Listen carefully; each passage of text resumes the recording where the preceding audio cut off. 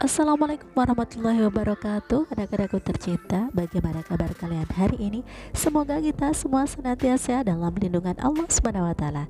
Pada kesempatan kali ini kita akan belajar materi IPAS kelas 6 bab 4 topik A, yaitu tentang hubungan antar negara.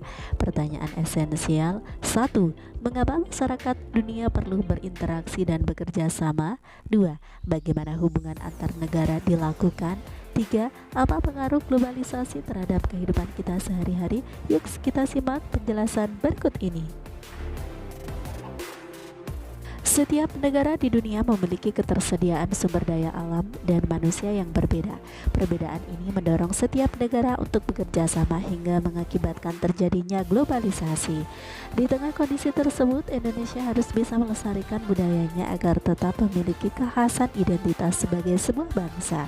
Bagaimana peran kita di tengah kerjasama dunia, perkembangan globalisasi, dan pelestarian budaya? Ayo kita pelajari bersama. Coba kalian bayangkan, ada dua desa bernama Desa Sumbersari dan Desa Makmurjaya. Sejak zaman dahulu, Desa Sumbersari terkenal sebagai penghasil beras, sementara Desa Makmurjaya terkenal karena produksi pakaiannya. Menurut kalian, apakah penduduk kedua desa tersebut bisa hidup hanya dengan beras atau pakaian saja? Lalu, apa yang harus dilakukan? Betul sekali, Desa Sumbersari dan Desa Makmurjaya harus memenuhi kebutuhan satu sama lain dengan cara melakukan pertukaran barang atau perdagangan. Perdagangan antar daerah seperti cerita di atas juga terjadi dalam lingkup yang lebih luas, yaitu dunia. Dengan potensi sumber daya yang berbeda, setiap negara perlu menjalin hubungan dengan negara lain untuk dapat memenuhi kebutuhannya. Oleh karenanya, kita mengenal istilah perdagangan internasional atau perdagangan antar negara. Dalam perdagangan antar negara dikenal istilah ekspor dan impor. Apa artinya? Perhatikan gambar berikut ini. Cina memiliki elektronik, sepatu, pakaian, dan kendaraan bermotor, kemudian diimpor ke Indonesia. Sedangkan Indonesia memiliki kopi, udang, minyak, kelapa sawit, dan kakao, kemudian diekspor ke Cina. Impor atau in yang artinya masuk, sedangkan ekspor atau exit yang artinya adalah keluar. Ekspor adalah penjualan atau pengiriman barang dari dalam negeri menuju ke luar negeri, sedangkan impor adalah pembelian atau pengiriman barang dari luar negeri ke dalam negeri. Sepatu baru yang dibuat di Vietnam termasuk barang impor karena Indonesia membeli atau mengirimkan barang tersebut dari luar negeri ke dalam negeri. Adapun bagi negara Vietnam, sepatu tersebut merupakan barang ekspor.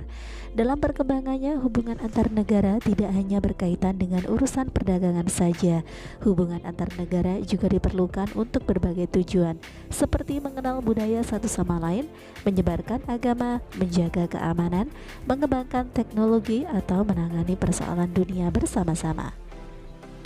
Selanjutnya simaklah bacaan berikut ini. Globalisasi.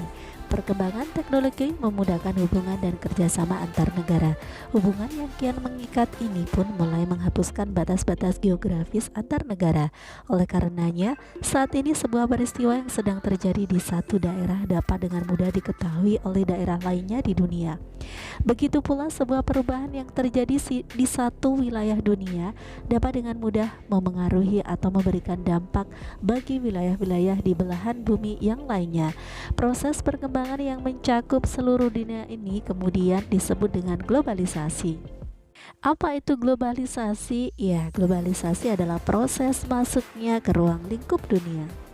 Nah, perhatikan gambar berikut ini. Gambar berikut adalah televisi. Televisi merupakan salah satu teknologi yang memungkinkan masyarakat memperoleh informasi dari berbagai belahan dunia.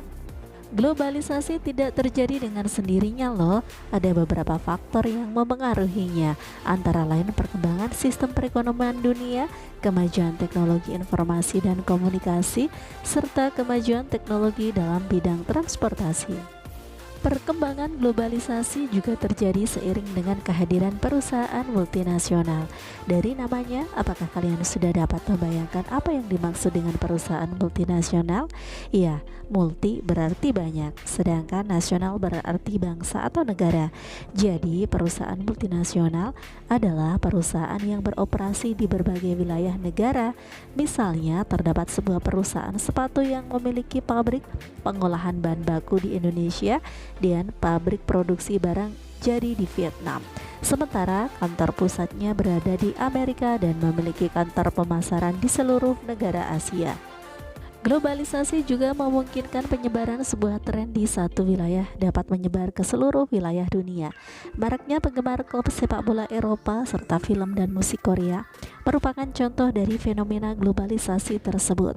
Globalisasi memungkinkan barang-barang, informasi hingga budaya dari satu negara masuk ke negara lain. Nah anak-anak, mari kita merefleksikan sejenak pembelajaran yang telah kita simak. Yang pertama, apa hal menarik yang kalian pelajari pada kegiatan kali ini? Ya, kalian tadi telah belajar terkait dengan ekspor, impor, dan globalisasi.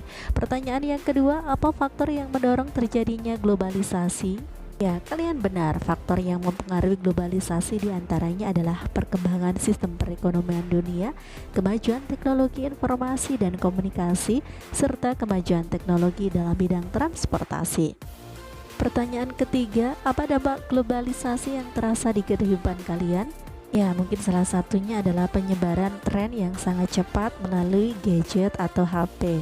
Pertanyaan keempat, manakah yang lebih sering kalian gunakan, barang ekspor atau impor, dan jelaskan alasannya. 5. Apakah barang tersebut juga tersedia di dalam negeri? Dan 6. Apa dampaknya jika kalian beralih ke barang dalam negeri? Dampaknya diantaranya adalah 1. Melestarikan barang dalam negeri, dan tentunya akan membantu perekonomian negara. Nah anak-anak, mari kita belajar lebih lanjut terkait dengan globalisasi di berbagai bidang. Yang pertama di bidang ekonomi. Globalisasi dalam bidang ekonomi dimulai dengan perubahan mekanisme pertukaran barang dan jasa. Globalisasi mengintegrasikan ekonomi setiap negara ke dalam sebuah sistem ekonomi global yang saling terintegrasi satu sama lain. Dalam globalisasi ekonomi terjadi persaingan bebas melalui mekanisme pasar bebas yang berlaku internasional. 2. Bidang politik. Hubungan diplomatik antar negara di dunia kini makin meningkat seiring derasnya arus globalisasi di bidang politik. Globalisasi memudahkan kerjasama internasional antar negara, baik negara maju maupun negara berkembang. Hubungan diplomatik tersebut meningkatkan serta memperluas hubungan antar negara di berbagai bidang, serta membuka partisipasi aktif bagi setiap negara dalam politik internasional menuju perdamaian dunia. Globalisasi turut pula membentuk sistem politik suatu negara. Hal ini dikarenakan negara-negara lebih terbuka untuk mempelajari dan menerapkan sistem ketatanegaraan yang lebih baik dengan tujuan untuk meningkatkan kesejahteraan masyarakat. Misalnya, Indonesia kini membentuk instansi baru seperti MK dan DPD. Kini masyarakat juga lebih melek akan politik dan mau terlibat dalam persoalannya. Hal ini dibuktikan dengan bermunculannya partai politik sebagai bentuk aspirasi masyarakat. 3. Bidang budaya. Globalisasi juga mempengaruhi budaya suatu bangsa. Hal ini disebabkan beberapa faktor seperti proses migrasi penduduk dari satu negara ke negara lain dan menetap dalam waktu lama. Tak bisa dipungkiri mereka turut serta membawa budaya dari negara asalnya. Selain itu, globalisasi di bidang budaya juga mewujud dalam mode atau fashion yang sedang populer. Misalnya mode atau fashion Korea yang saat ini sedang digemari oleh masyarakat Indonesia. Hubungan antar negara terjadi karena setiap negara perlu saling memenuhi kebutuhannya. Kebutuhan tersebut tidak hanya terkait dengan bidang ekonomi saja, namun terkait juga dengan bidang-bidang lain seperti bidang pertahanan dan keamanan, teknologi, kesehatan, budaya, agama, pendidikan, pariwisata, dan lain-lain. Banyak negara yang menawarkan peluang beasiswa untuk sekolah di negaranya. Kalian bisa belajar dari negara lain dan mengembangkan Indonesia dengan ilmu tersebut. Apakah kalian memiliki cita-cita untuk belajar di luar negeri?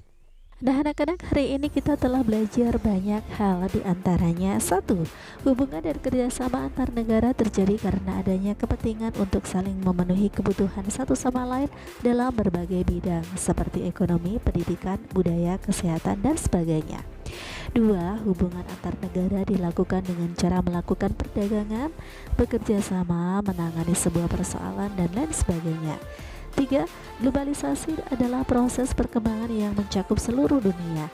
Globalisasi ditandai dengan terhapusnya batas-batas geografis antar negara karena seluruh penduduk dunia saling terhubung satu sama lain.